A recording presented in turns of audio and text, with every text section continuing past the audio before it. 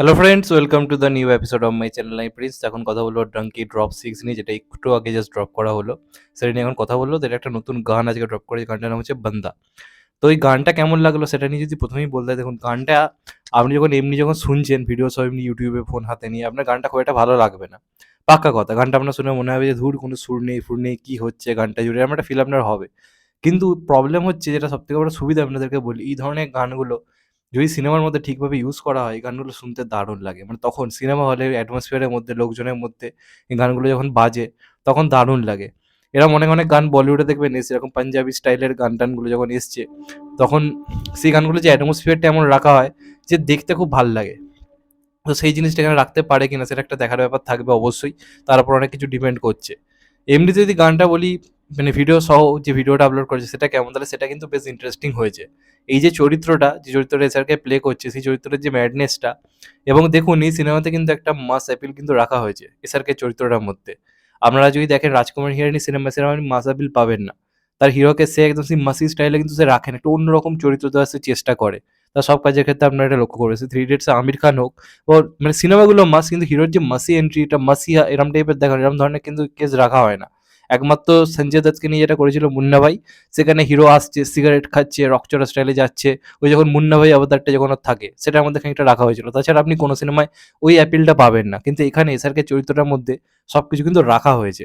তার রোম্যান্স রয়েছে, সে একজন মানে খুব একটা ভালো ইংলিশ বলতে পারে না, দেখবেন তাপসী পান্নার একটা ডায়ালগ রয়েছে একটা গানে, লুটপুট গিয়া গানটা সম্পূর্ণ অন্য একটা গানে, ট্রেলারটা এটা ছিল, একটা ডায়ালগ ছিল যে ও হয়তো ইংলিশে খুব একটা ভালো নয়, কিন্তু কুস্তিতে ওকে হারাতে পারে এমন কেউ নেই, যে কারণে দেখবেন কুস্তির একটা সিন দিয়েছে। এবং এগুলোর মাধ্যমে কি করা হয়েছে, এসআরকের যে ফ্যান ফ্যান যেটা, সেটাকে কিন্তু একটা ভালো রকম ক্যাটার করার চেষ্টা করা হয়েছে। ওই সিনগুলোতে রীতিমতো সিটি পড়বে, পড়বেই পড়বে। এমনিতে কি হয়, রাজকুমার হিরানির সিনেমা থেকে আমরা হাসি, কাঁদি, ইমোশনাল হই, কিন্তু তার সিনেমা থেকে সিটি মারবো এরকম ফিল করে আপনি পাবেন না।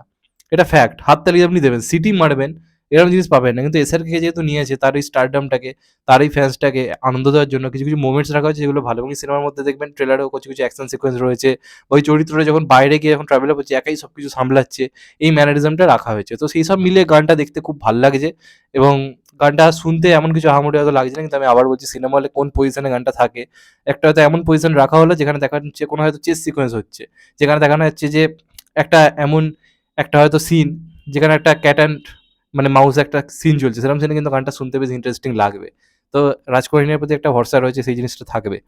আর লাস্টে যে ডায়ালগটা দিয়েছে, ওটা আমাদের এখানকার যে আধা বাঙালি যারা রয়েছে, মানে যারা বাংলা থেকেও বাংলা ভালো বুঝতে পারে না, সেই ধরনের মানুষদের কাছে জোরদার কষিয়ে থাপ্পড় মেরেছে। কারণ স্যারকে ওই ডায়লগটাই বলছে, আমার দেশ আমার দেশ, সেটার সম্বন্ধে আমি কোনো খারাপ কথা এই দেশে থেকে বলতে পারবো না। আমি দেশটাকে, এই দেশে আমি থাকতে চাই, কিন্তু এই দেশে থেকে আমার দেশের আমি বদনাম করবো না। কারণ অনেক লোকের তো মেন্টালিটি রয়েছে, বিদেশে গেলেই ভারতের এই খারাপ হয়, ভারতে পড়াশোনা করেই হয়তো বড় জায়গায় পৌঁছেছে, ভারতে পড়াশোনা করেই জীবনে একটা কিছু অ্যাচিভ করতে পেরেছে, বিদেশে গিয়ে এখন থাকছে, কিন্তু ওখানে সেটেল হয়ে যাওয়ার পর ভারতকে নিয়ে খিল্লি এটা ওটা চলতে থাকে, ভারত খুব নোংরা দেশ, এই দেশ হ্যান দেশ, এরকম চলতে থাকে, করে অনেকেই করে।